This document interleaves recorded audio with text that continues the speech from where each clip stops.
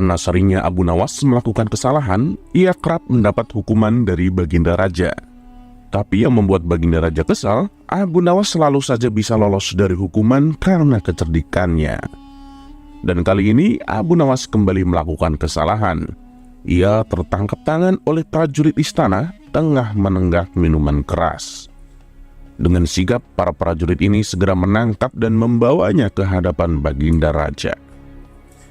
Abu Nawas, kelakuanmu masih saja tidak berubah. Selama ini aku sudah berbaik hati sama kamu. Aku sengaja meloloskanmu dari hukuman karena kamu selalu berjanji tidak akan mengulanginya lagi. Tapi kali ini sudah tidak bisa ditolerir. Apapun alasanmu, kamu tetap akan saya hukum, ucap Baginda Raja. Sementara Abu Nawas hanya terdiam. Kepalanya tertunduk, tak berani menatap. Kira-kira hukuman apa yang pantas diberikan supaya Abu Nawas kapok dengan perbuatannya? Tanya Baginda Raja kepada penasehat istana. Kemudian penasehat istana mengusulkan, bagaimana kalau Abu Nawas dihukum dengan cara minum air yang mendidih, Baginda? Ternyata usulan tersebut langsung diterima Baginda Raja. Usulanmu bagus sekali, saya setuju denganmu, kata Baginda Raja. Seketika Abu Nawas langsung pucat pasi. Tubuhnya menjadi gemetaran. Ampun Paduka yang mulia, hamba mohon keringanan hukuman, pinta Abu Nawas memelas. Keputusanku sudah bulat Abu Nawas, dan tak bisa ditawar-tawar lagi, balas Baginda Raja.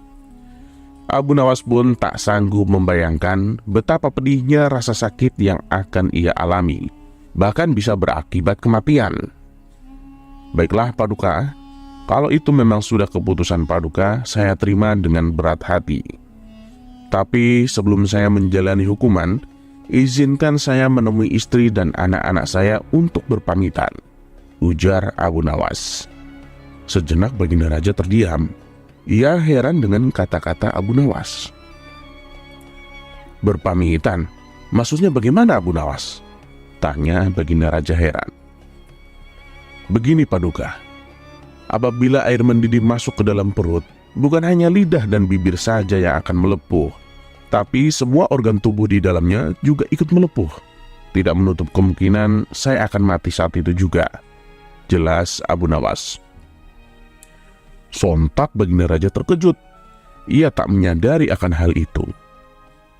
Kasihan juga Abu Nawas.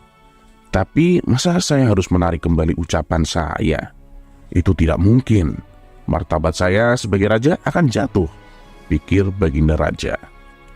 Baiklah Abu Nawas, saya penuhi permintaanmu. Sekarang juga kamu pulang. Tapi besok kamu harus sudah ada di sini, titah Baginda Raja. Abu Nawas pun lalu undur pamit pulang. Sesampainya di rumah, Abu Nawas memberitahu istri dan anak-anaknya tentang hukuman yang akan ia jalani. Itu sama saja dihukum mati. Mengapa Baginda Raja sekejam itu? Kata istrinya tak terima. Sudahlah, wahai istriku. Bila memang ini sudah takdirku untuk mati, aku harap kamu dan anak-anak mengikhlaskan keperianku, tutur Abu Nawas. Mereka lalu menangis sambil berpelukan erat. Malam pun semakin larut. Abu Nawas masih belum dapat memejamkan mata. Ia terus meratapi nasib yang tengah dihadapinya. Namun ia juga terus mencari cara bagaimana supaya bisa lolos dari hukuman. Saat Abu Nawas sedang memutar otaknya, tiba-tiba rasa lapar mulai menghinggap. Wahai istriku, adakah makanan yang tersisa untukku? Tanya Abu Nawas. Aku sudah menyiapkan sop panas di atas meja, tapi sepertinya sekarang sudah dingin, jawab sang istri.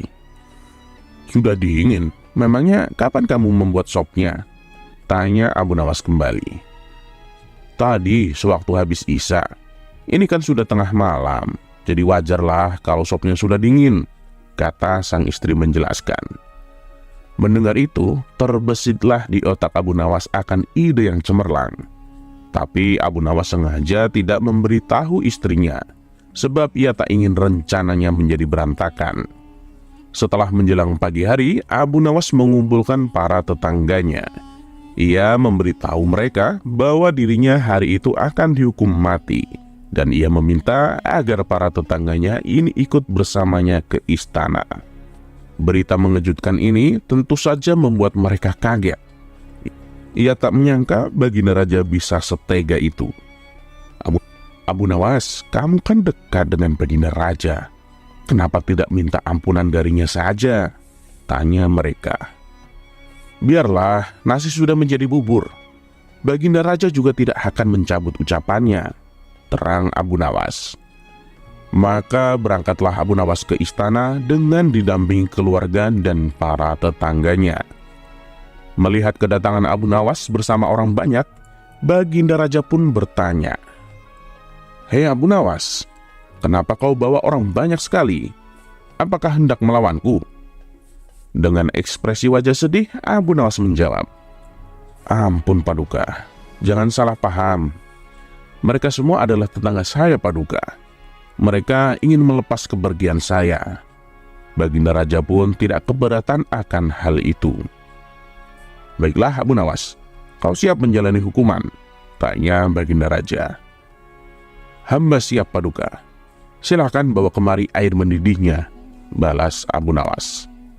Lalu beberapa prajurit istana membawakan bejana yang berisi air mendidih ke hadapan Abu Nawas. "Sekarang kamu minum air mendidih itu Abu Nawas," perintah baginda raja. "Siap Paduka yang mulia, tapi sebelumnya izinkan saya meminta maaf dan berpamitan kepada keluarga saya dan para tetangga saya," pinta Abu Nawas. "Oh ya, silakan," ucap baginda raja.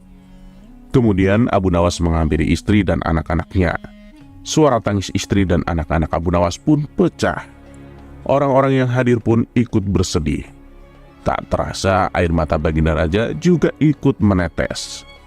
Sebenarnya baginda raja tidak tega, tapi ia tak mungkin membatalkan hukuman. Sang istri begitu erat memeluk Abu Nawas, seakan-akan tak ingin berpisah. Lalu Abu Nawas menghampiri satu persatu tetangganya. Ia menyampaikan permintaan maaf dan berpamitan.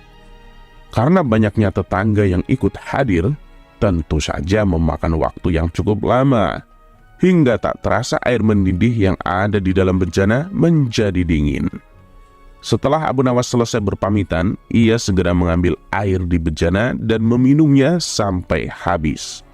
Tentu saja Abu Nawas tidak mengalami suatu apapun, sebab air yang ada di dalam bejana sudah menjadi dingin.